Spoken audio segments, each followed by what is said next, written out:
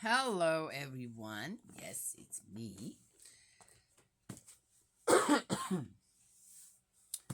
uh, it was cold, but not that cold, and very rainy the last couple days. And anyone with arthritis knows what that means. Wow, that stuff seeps right into your bones, and yes, one hurts. For me, especially at night. No, I rarely, when I go out, sometimes I take one or two ibuprofens to last longer. But otherwise, I don't take any medication for it. I have some herbs that I take, the snat and the pokeberries, but otherwise, I don't really take anything for it. So at night, you wake up and it's like you wonder if you'll be able to turn over to a more comfortable position. And I'm glad I'm out here in this my little tiny house by myself because the moaning and groaning that goes with it, but not complaining about it. Just saying this is what it is. Several times a night when it's that type of weather, and I wake up and I'm so grateful. I have a bed, I have a mattress that I like. I got my pillows, and then I think of True Mother and where she is at, with very little between her and her and the floor. Uh, 20 years older than I am, plus, and no doubt has arthritis, and on the condition that she's in that detention center. No conviction. Tried for nothing. They can't find anything. And she's still there, 3 months. And the physical pain that she must be going through, I can't even imagine. When I think of what I'm going through, with all the comforts around me, then I have to say, how is this possible in this day and age, in a democratic country like South Korea?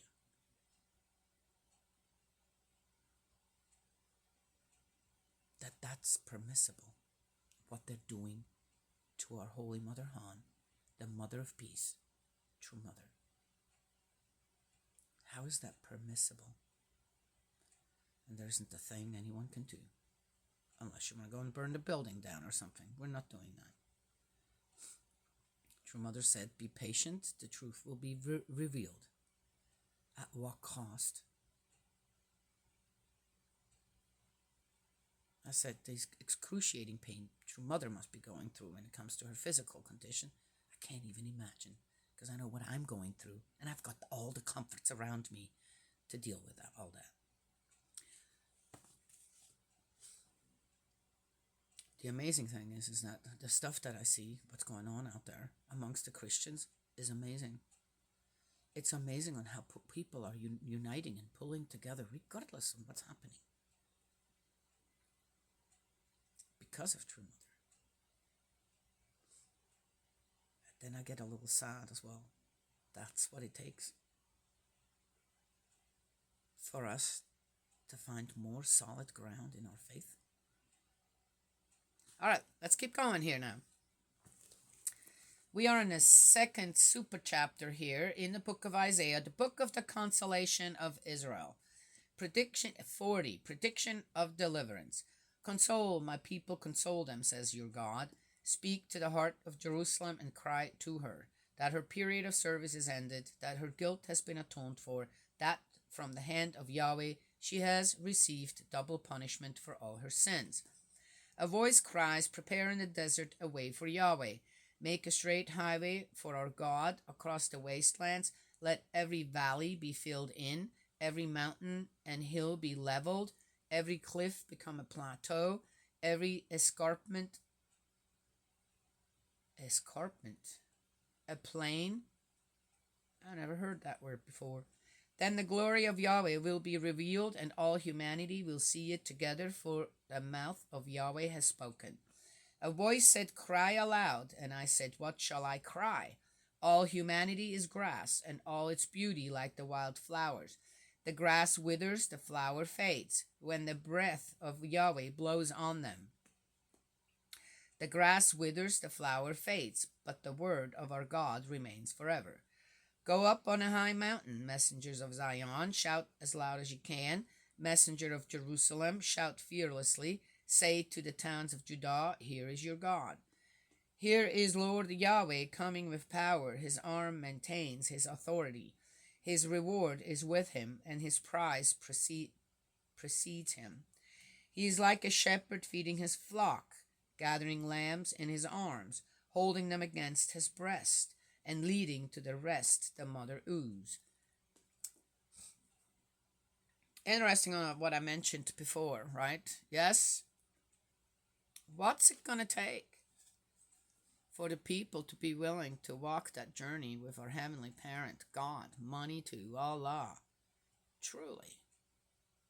What's it going to take?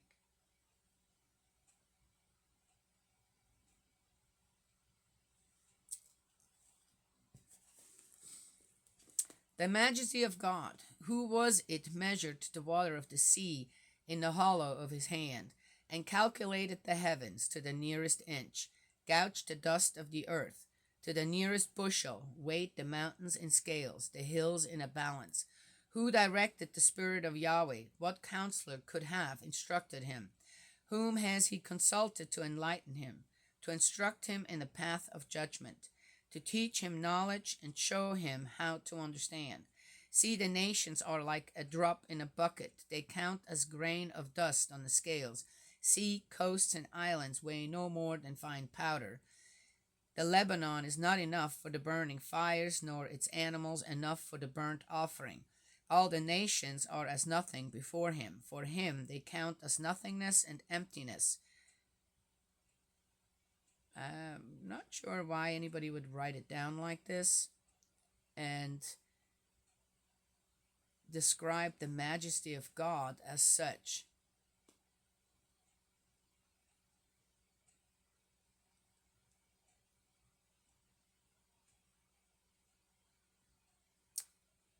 Why would God, if he's so taken in by himself, being so majestic and has all the powers, why would he even bother then creating anything if that's what people think and that's God? That's how God looks at us and his creation. Oh, it's measuring the power of what God had. Really? Would God do that? Just asking. To whom can you compare God? What image can you contrive of him? I can answer that. When I see, maybe I have lived long enough. Ooh, it's kind of nice to throw my age out there sometimes. And amazing things that I've experienced in my life, all through my life. That's how I see God out there. Incredible things that were created through what exactly? Nothing, just about nothing. There's an emptiness to begin with. There was a nothingness. That's where that applies. And suddenly, there were things.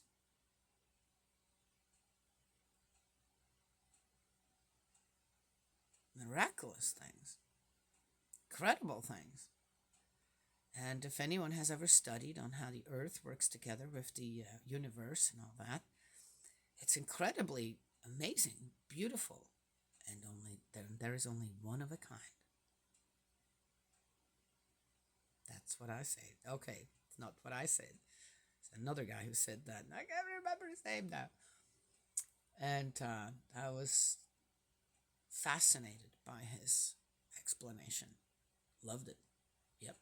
That's because that's how I experienced it. Absolutely.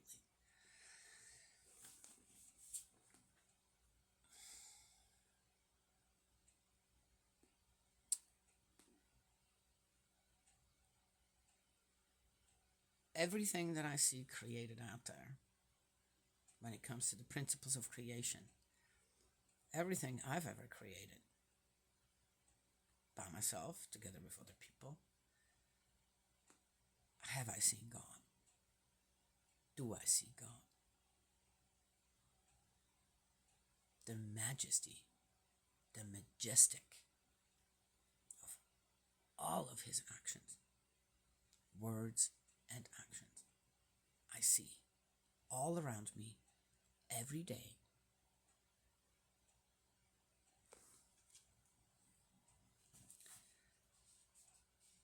That's what you can compare God to. By the principles of creation and the principles of love. What image can you contrive of him?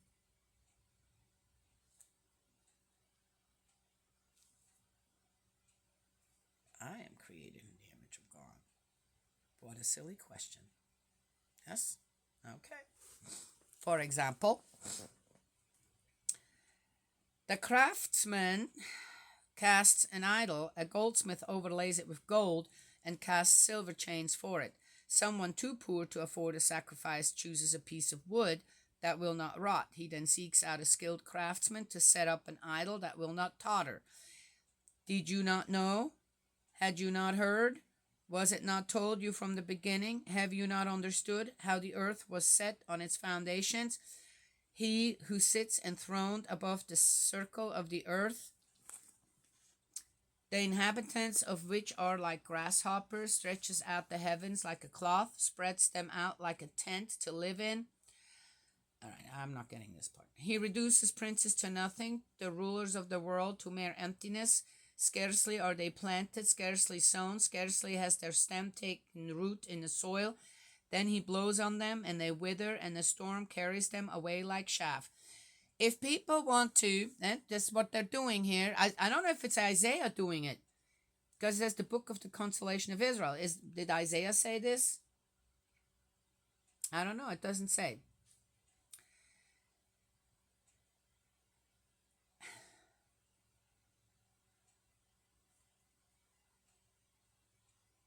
Why would God give anyone this kind of message to give to us to make him look majestic? That's a weird God out there that I do not know. I've never met that God. Just saying.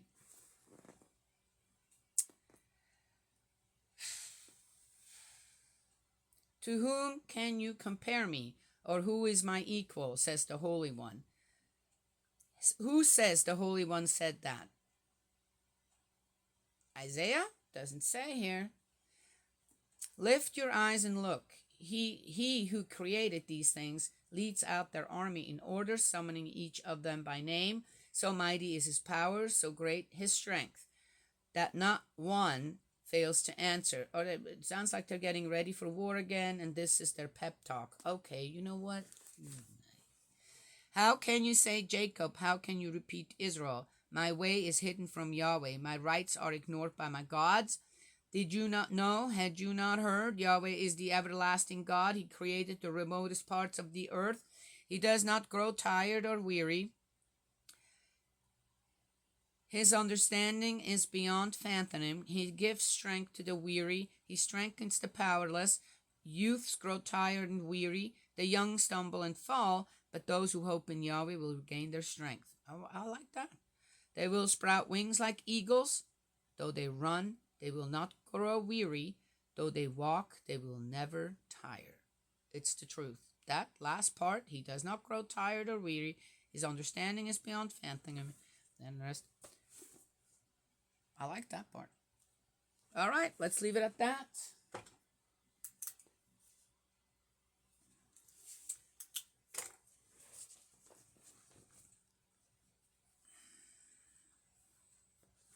My dad got into trouble a lot over all kinds of stuff. Who knows what.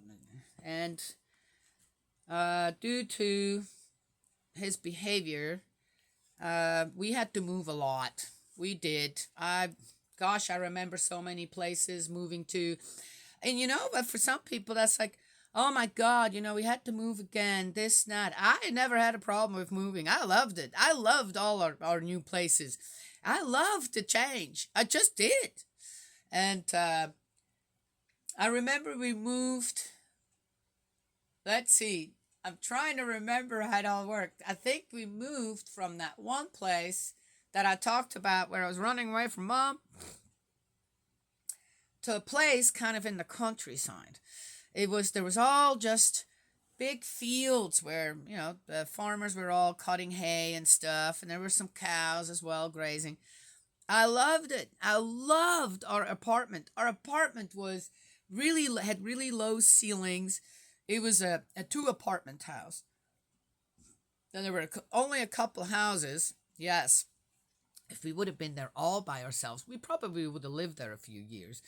But due to the fact that there were other people, yes, and my dad, I know. Ugh. Anyway, I loved it. It had these low ceilings. I loved our new home. Loved it. And I wasn't 6 years old yet. 5.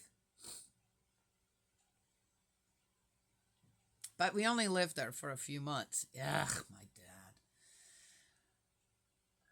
But I remember one thing, two things in there, and I love those memories, is I can't remember when I learned how to read. I do not know, and nobody taught me how to read. Now, you don't think that happens? No. Happened to me. I loved books. Whatever had words in it and pictures, I was in my hands. My mom liked magazines. And so I remember this so clearly. From the kitchen into the living room, we had a doorway, and they had these little thresholds. And I was sitting there with a magazine in my hands. I wasn't 6 years old yet. It was, gosh, five. I just turned 5-ish. And I'm sitting there, and I have my feet up on the door frame. And my mom kind of walks over top of me while I'm reading the magazine. She walks over top from the kitchen into the living room, and she looks down. She says, Daniela, you might want to turn that around. You're reading upside down.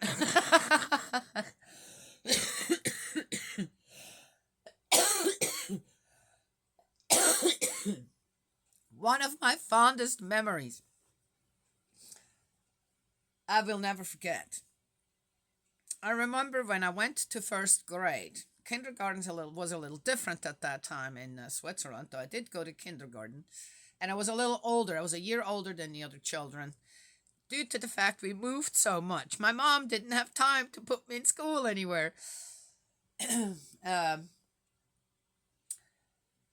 So I went a year after everyone else. I was born in 1964 and went to school with the 1965s. Yes? Okay.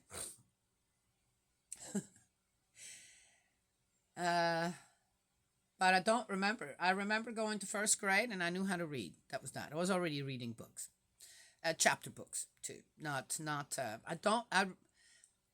I do not remember one picture book that we had, though I'm sure we did, but I don't remember reading one of them. I remember reading the magazines. I don't know if I understood what was in there. They were just little, simple housekeeping and recipes and stuff like that. I do remember that. And then I went straight to, the chapter books, little chapter books for children, I remembered that, and I just started to gobble them up. But I went to first grade, and the teacher was going A, B, C, and I'm going, I already know all this. Why am I here? And children learning to read, and I already knew how to read. Everything. That was one memory in that house. We lived in a lower apartment. And then there was another one that I cherish also very much to this day. And in a way, kind of my mom wasn't just talk. My mom was more actions. Yes. And I learned a lot from my mom's actions when it came to many different things on how to raise children. And one of them was in that house, all three of us, my brother and my sister and myself, we had the chicken pox. All three of us together got the chicken pox. And I remember it was, I guess, suggested that you're in a darkened room, that you're not no sunlight, no little light. But I remember being in that darkened room. We all slept in the same room. We all had our own beds, slept in the same room. And my mom had this way of, I remember we had these little stem glasses that they're like cocktail glasses. They were very small, and I remember Mom would bring us our tea in those. Yes, yeah, right? Yes. So we would drink it. I remember everyone had a little plate with snacks on it and stuff, and we'd all just be in bed having our chicken pox. I don't remember pain from them. I don't remember the scratching. I don't remember none of that. But I remember the care, the fun that my mom still having to go to work too now. And there might have been during that time, because my mom just didn't have any other way or choice. We might have been for several hours all by ourselves, never left the room. None of us left the room. I do not remember our mom telling us, you can't leave this room. Stay in this room. You cannot go outside. While she went to work. We were just there. We had our little fluted, I think that's what they're called, not fluted. No, not fluted. Little cocktail cups. I don't think they were glass. They could have been. I'm not sure. And our little plate of snacks and no TV. There was no TV. We had our games and our books. I remember we just mainly stayed in bed until things were done and over with. Yeah. And that's another one of my fondest memories in that place. Yeah. It's an odd way to tell a story like that. I know it's odd. It's an odd story. But I have a fond memory of that. On how, even though Mom couldn't be there all the time, in the way that she made things special, even when you were sick. Yes. And I did that for my children. I ended up doing that for my children too, in maybe a little bit in different ways. I didn't give them cocktail glasses. I had none. But other ways to make it more special when a child is sick. Yes. Where you can show love. It doesn't have to be just being held and there are otherwise one can give a child love by caring in the way that my mom showed me to care for my children. When you don't have the time to hug them all the time, be there all the time, right? Yes. Anyway, so that's what I wanted to share today. Yes. Let's see, do I have a little more time? We ended up having to move from that place within just a few months to a fish hatchery. Yes, yeah. There was a fish hatchery, and they had these long pools, outside. And there was a couple of houses in there. It was all fenced in. And there was a couple of houses, and there was one house there that had 3 apartments, and we lived on the top floor. Loved that too. Oh, I was fascinated by all them fish. And there's a lot of these rows where they were raising fish. And the nice thing, it was much closer to school than where we were before. Yes, by then I did and had entered school and had gone to kindergarten, and was ready to go to first grade. Yes, and I remember walking between the rows of these fish pools. And as soon as the fish would realize that you're walking there, they were narrow paths, they would all come and start jumping up, this and that. Now you gotta remember, you're what, 5.5, 6 years old, and here are these fish just jumping up. You're not sure what else they're gonna do. I couldn't help it though. I would so many times I'd go out there just to see, are they going to do the same thing again? Yes. Loved that place too. My dad was in the, let's bring as many animals home as we can that my mom then has to take care of. And we didn't really have anything to do with that. But of course, they were there. So I grew up around a lot of animals due to my dad's inability to say no, or I don't know. I've never asked my dad. I didn't spend long enough time together why he would do that. I don't think there was a reason for it. My dad just did what he did. He didn't need a reason to do anything. But I love that place too. Yes, lots. That's when it comes to my childhood, about the age of 6, is when everything opened up to me.